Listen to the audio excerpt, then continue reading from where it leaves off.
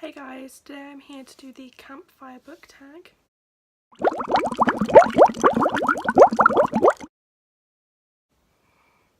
This tag was originally created by someone called Jade, so I'll leave her channel down below. I was tagged by a beautiful chaos of books who is absolutely lovely. Her name is Nicole and she is the queen of thrillers. That's all I have to say. So, firstly, I'd like to say I'm sorry for waiting so long to do this. Second of all, if you have tagged me in anything, I will do it eventually, but I have like 5 or 6 to do, and some of them I filmed but then didn't like the footage of, so I'm going to have to redo them. So this is quite a good tag because it's about camping, which seems kind of crazy to me because I've tried to create original tags before and I've never come up with something so original. So, yep. The first question is build a tent. Build the Tent, a book that ended up being a drag. So you're all probably going to hate me for this, but Harry Potter and the Order of the Phoenix. For me so far this is the worst book in the series. I just think that it's too long. It's got a lot of unnecessary content and for me it dragged in places.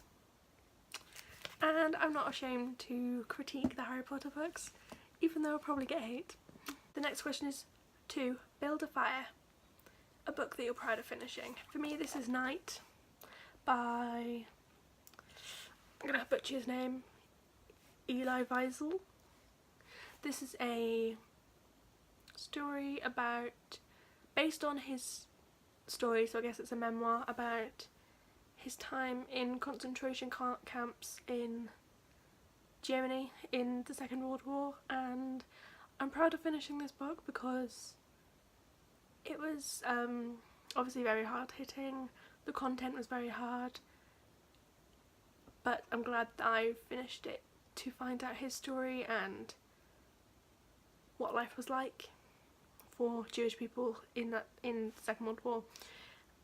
But it was very hard to read, but I'm glad I finished it. The third question is Roasted Marshmallows, a sweet sticky book that you couldn't help but devour. For me this is the whole To All the Boys I've Loved Before trilogy.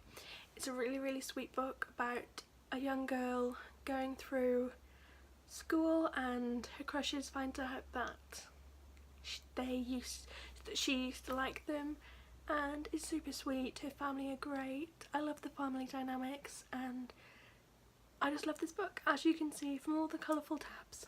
Number 4 is Gone Fishing, a book that had you hooked from the first chapter. For me, I'd have to say that this is The Girl on the Train. I'll put a picture up here. It is a psychological thriller about a young woman who finds that a young woman who goes on the train every day to work, and she kind of pictures lives for the people who lives in the houses, and then one day one of them goes missing and she's kind of a suspect. So for me this had me hooked. It's a really great book. I'd really recommend it.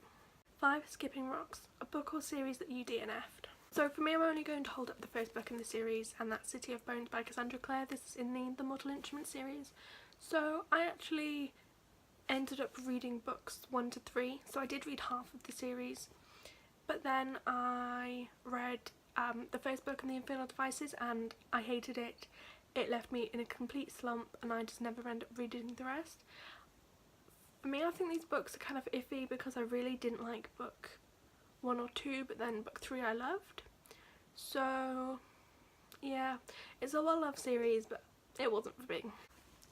Number 6 is Campfire Songs, a book that you always sing is praise. For me, this is my favourite book in the world, The 7 Husbands of Evelyn Hugo, which I talk about every video, and I have no shame in the matter because it's a great book and I feel like everyone should read it. Number 7, The Night Sky, a book that made you think about an aspect of the world.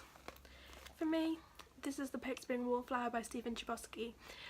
I read this book at quite a young age. I think I read it when I was about 13 or 14, and it has stuck with me ever since.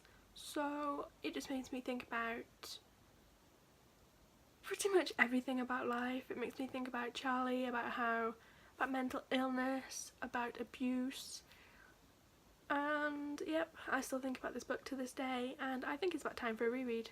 Number 8, The Teardown, a book with a bittersweet ending. For me, I'd have to say Call Me By Your Name by Andrea Assiman. I really did like this book. I liked it more when I reread it than the first time, because I felt like I understood the story a lot more and I got a lot more out of it. So that's all I have to say about this book tag. I'd like to thank Nicole for tagging me, and I would like to tag Talia over at Bookish Paradise and Tom over at TJ Reads the Stars, because I feel like those are two people who maybe haven't heard of this tag and maybe they'd want to give it a go. So thank you guys for watching. I hope you have a great day. If you haven't already, like, comment and subscribe. Bye!